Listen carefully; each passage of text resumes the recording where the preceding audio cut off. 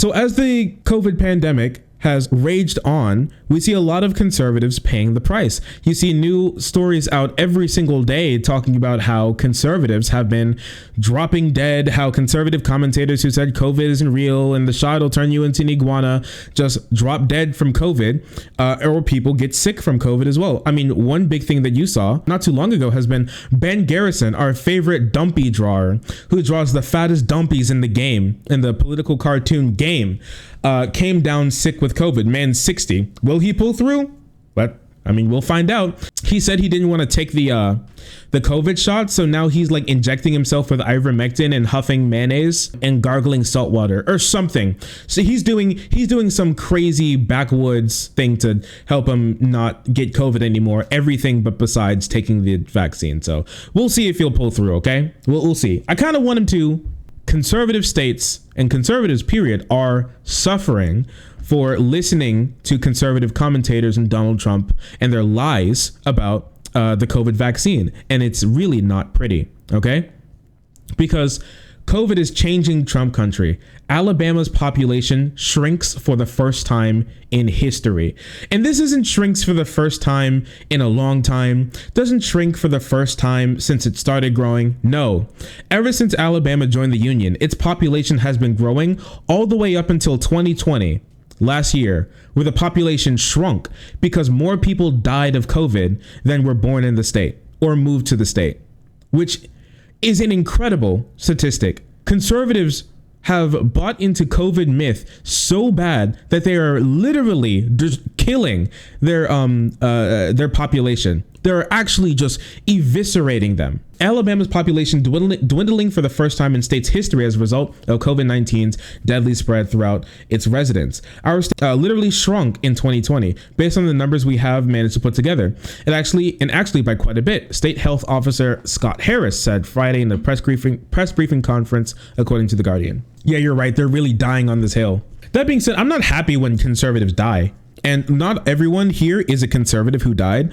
Lots of these people as well. Once again, conservative states are the worst possible states to have like healthcare issues, disability. Here in Kentucky, which is quite a Republican state, I think we have the highest rate of disability claims in the entire country. So and a lot of those people aren't like bumfuck conservatives. A lot of those people are like a lot of minority groups. A lot of black people are on disability. A lot of elderly people. It's not just like Tucker Carlson wearing a MAGA hat chud, a tobacco chewing like chud who's dying. It's a lot of just people who are adjacent to them who are losing their lives as well. So it's not. I don't think it's funny, but it's incredible to watch how their politics have rotted to the core of their party so bad that they're willing to kill off themselves just to own the libs. 2020 is going to be the first year that we know of in the history of our state that actually had more deaths than births.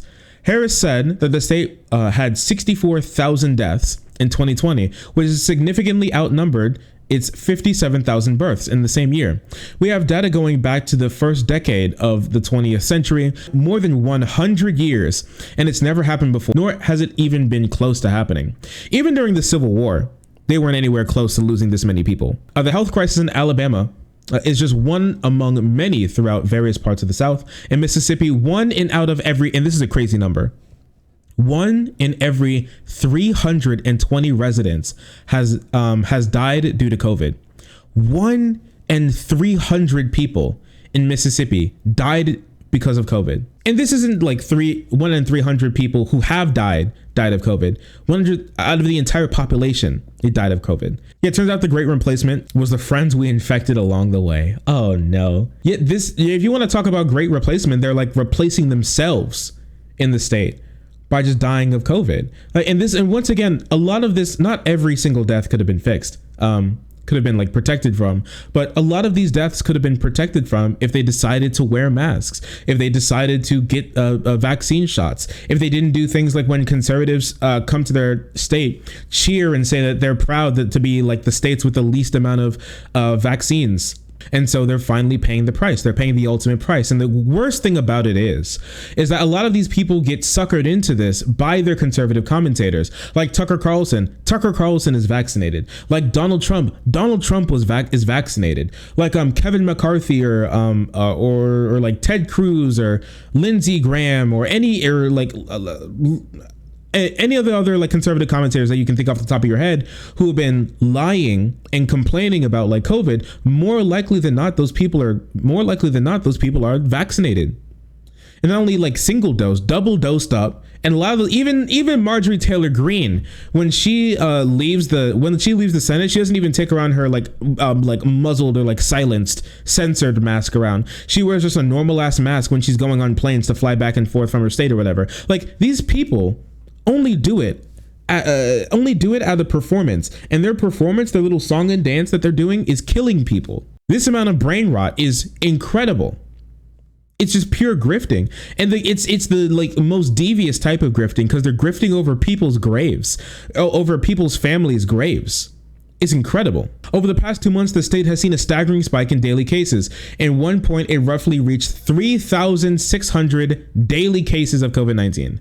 However, on Monday, Mississippi Governor Tate Reeves, the guy's name is fucking Tate, a Republican, failed to name anything he'd do differently, instead citing President Trump's apparent federal overreaches. So he sees 1 in every 300 people in his state dying. He sees 3,600 people in his state getting COVID a day. And he's like, I don't know. I mean, rest in piss, you won't be missed.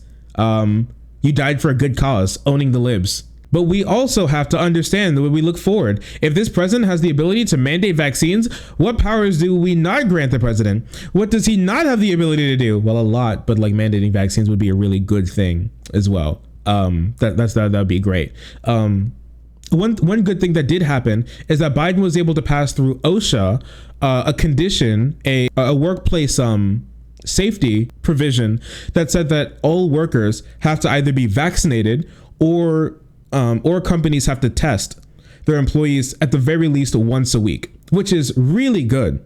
And there's a fine up to, I think, like $70,000 or more. Sometimes I think $100,000, depending on like how severe the violation is, which is great.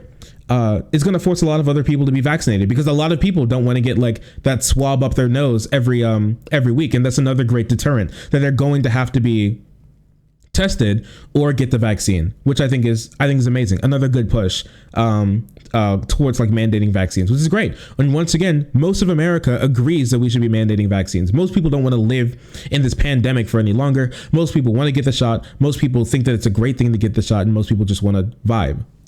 But these Republicans, they kind of don't, and they're fine with dying. And this isn't a hyperbole where I said they're fine with dying. They literally said that they're fine with dying. I'm often asked by some of my friends on the other side of the aisle about COVID and why it does not seem like folks in Mississippi and maybe the Mid-South are less scared, shall we say. The conservative added, listen to this dude. And once again, I'm a religious person, and this shit's crazy to me. When you believe in eternal life, when you believe in living on, and that Earth is just a blip on the screen, then you don't have to be scared of things. They're death cult. They've literally just gone full death cult at this point. He's like, yes, we are a death cult.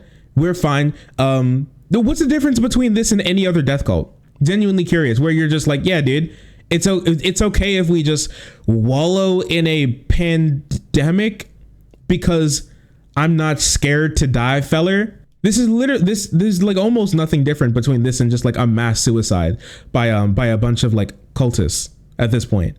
Go get your shot. Go get your shot. Go get tested for COVID. Socially distance. Wear your mask. Other states disproportionately impacted by COVID-19 will include West Virginia, Florida, Kentucky, and Tennessee. Yeah, Kentucky as well. Every single one of our counties are in the red right now, which is really bad. Actually, it kind of sucks. It kind of giga sucks, actually.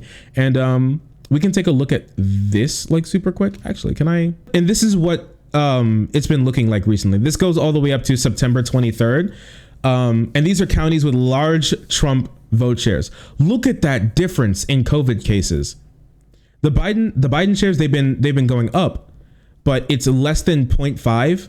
And with the Republicans, it's over 1. 1.5, it's creeping towards 1.5 deaths per 100,000 people. This is an incredibly horrible statistic for these people, and they're just dying.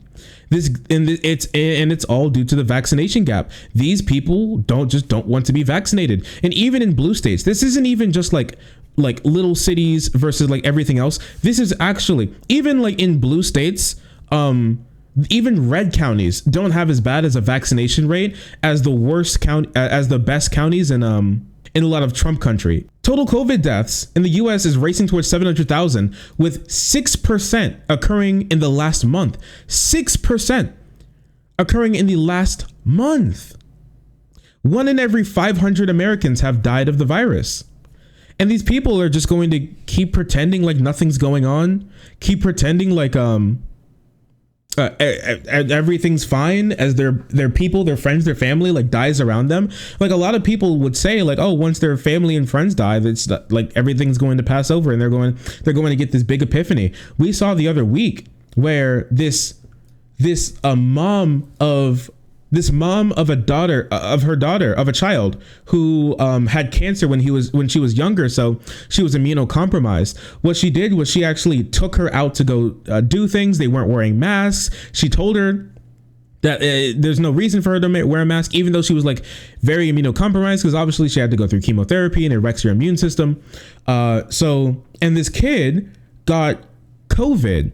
And so instead of taking her to the hospital when she got COVID, they tried to give her ivermectin.